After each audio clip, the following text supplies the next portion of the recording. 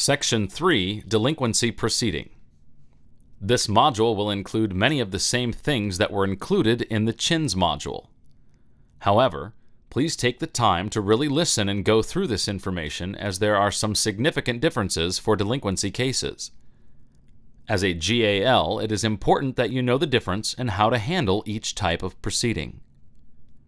As in CHINS proceedings, your role in delinquency proceedings is that of a pure best interest attorney. This is because a child in this proceeding has a right to an attorney who provides direct representation. Wyoming statutes set forth the right to counsel for all children in delinquency proceedings.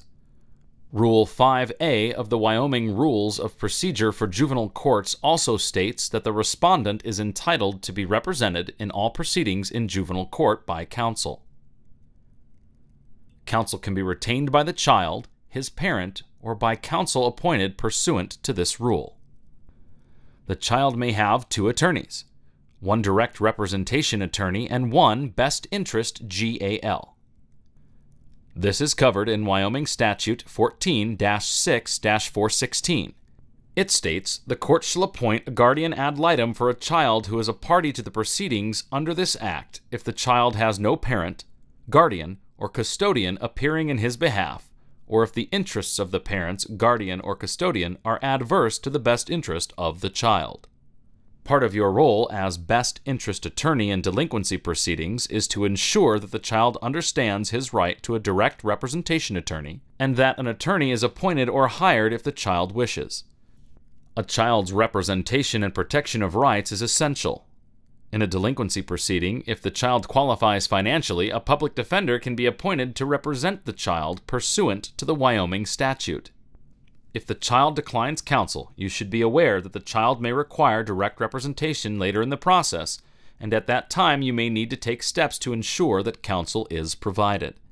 If this becomes the case, you should make contact with the public defender prior to talking with your client. As in CHINS cases, in order for a GAL to be appointed, the court or a party to the action must request it, and the court must find that the parents are absent or the parents' interests are adverse to the child's interests. You cannot ask the court to appoint you because you would not be a party to the case before being appointed. The right to counsel for children in delinquency proceedings originated in federal case law, specifically in re Galt in 1967. This case held that juveniles, when facing a loss of liberty, had the same due process rights as adults under the 14th Amendment of the Constitution. This includes the right to counsel. A delinquency case is opened in one of two ways. One way is that the county or district attorney files a petition in juvenile court based on a citation for an offense. These citations are not always juvenile cases heard in juvenile court because a child who commits an adult crime may be prosecuted as an adult in municipal, circuit, or district court. Determining where the case is heard is based upon a number of factors, including whether the citation is for a misdemeanor or a felony, who issued the citation, and the discretion of the district or county attorney. The second way a delinquency proceeding begins is when a child is taken into protective custody by law enforcement. This can happen if circumstances would permit an arrest without warrant under Wyoming statute, or if there are reasonable grounds to believe the child has violated the terms of a juvenile court order.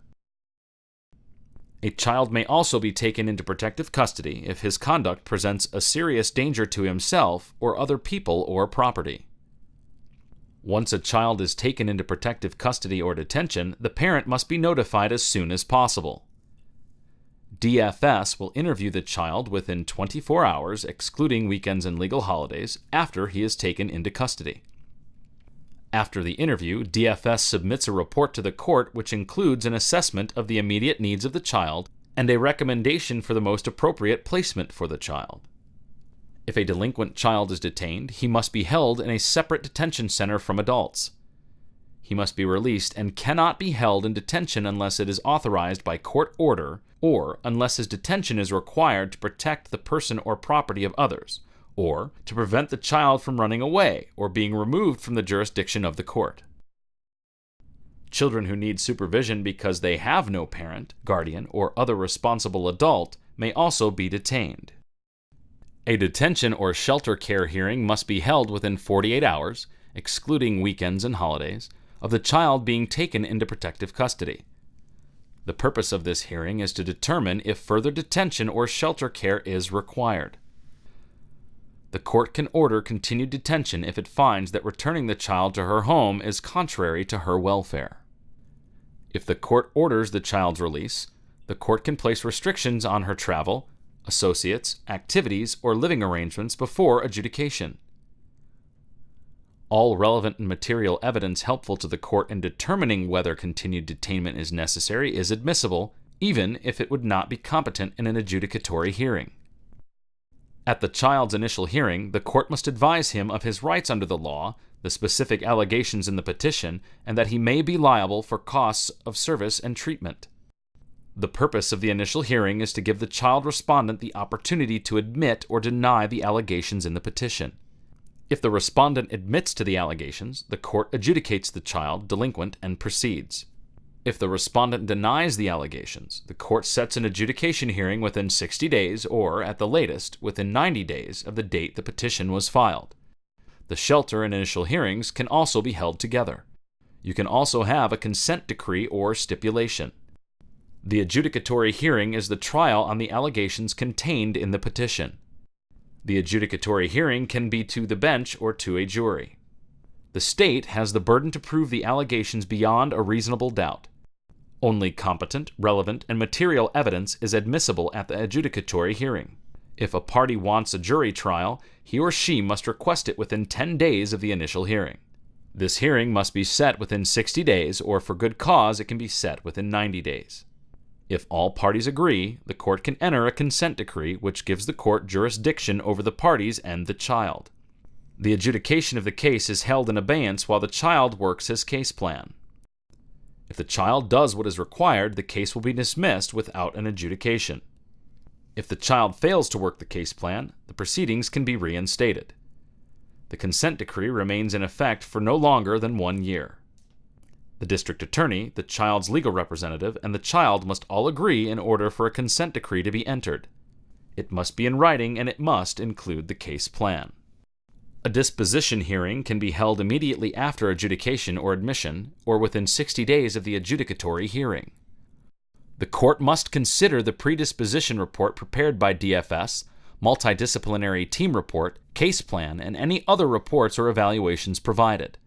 If the court orders a disposition which is different than the recommendation in the predisposition report or multidisciplinary team report, it must make specific findings of facts used to support that decision. The court should not order an out-of-state placement unless evidence has been presented to the court regarding costs of out-of-state and in-state placement and whether or not an in-state facility is currently available. In addition, there must be a finding on the record which affirms that there is no placement in Wyoming that can provide adequate treatment or services for the child. All this must be stated on the record. If the court orders a placement of a child at a psychiatric residential treatment facility, a psychiatric evaluation must be completed recommending a PRTF level of care prior to placement, and the order cannot specify either the facility or the level of care. The dispositional order remains in effect indefinitely. However, all disposition orders terminate when the child reaches 21 years of age. If the child is placed in out-of-home placement, the court must conduct review hearings every 6 months. At each review hearing, the court looks at some of the same issues it would review in an abuse or neglect hearing or a CHINS hearing, including the appropriateness of the child's current placement, reasonable efforts to reunify, the safety of the child, and the child's permanency plan.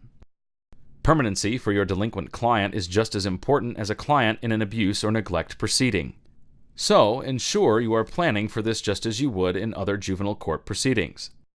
This includes asking for a change in permanency plan if needed, and termination of parental rights if appropriate. Additionally, advocating for transitional services is important. If your client is transitioning out of an RTC or PRTF, make sure you advocate that the provider and DFS provide proper discharge planning. Typically, delinquency children are older, and it may also be important for you to advocate for your client to receive independent living services. Independent living services can help prepare your client to live on their own once they exit the system. Parents and guardians are expected to be present at court hearings and delinquency proceedings. If they don't attend, they are liable for contempt of court, and the court may issue a bench warrant. The delinquency statutes provide an expanded list of options the court can impose on a parent. For example, in a delinquency case, the judge may order a parent to post a bond or perform community service with their child. Wyoming Statutes Section 14-6-203 addresses jurisdiction in delinquency proceedings and juvenile court. If jurisdictional issues arise in the case, you should bring it to the attention of your client's public defender. The statute further covers transfers from and to juvenile court. Again, if you believe a transfer may be in your client's best interests, discuss it with his public defender. If there is no public defender, you can bring the issue to the attention of the judge. This would also be an appropriate time to ask for a public defender to be appointed to represent the child. If you have concerns about whether or not your child client is competent, work with the public defender to arrange a competency evaluation. This information can guide further action. When appointed to represent a child in a delinquency case, use the comprehensive list provided at the beginning of Section 3 in your GAL handbook. Referring to this list will ensure you are covering all facets of the case and that your client is receiving all appropriate consideration for his future. Another type of action you may be involved in is an interstate compact on juveniles proceeding. If you are appointed to an ICJ case, please refer to the handbook and statute for specific instructions and information.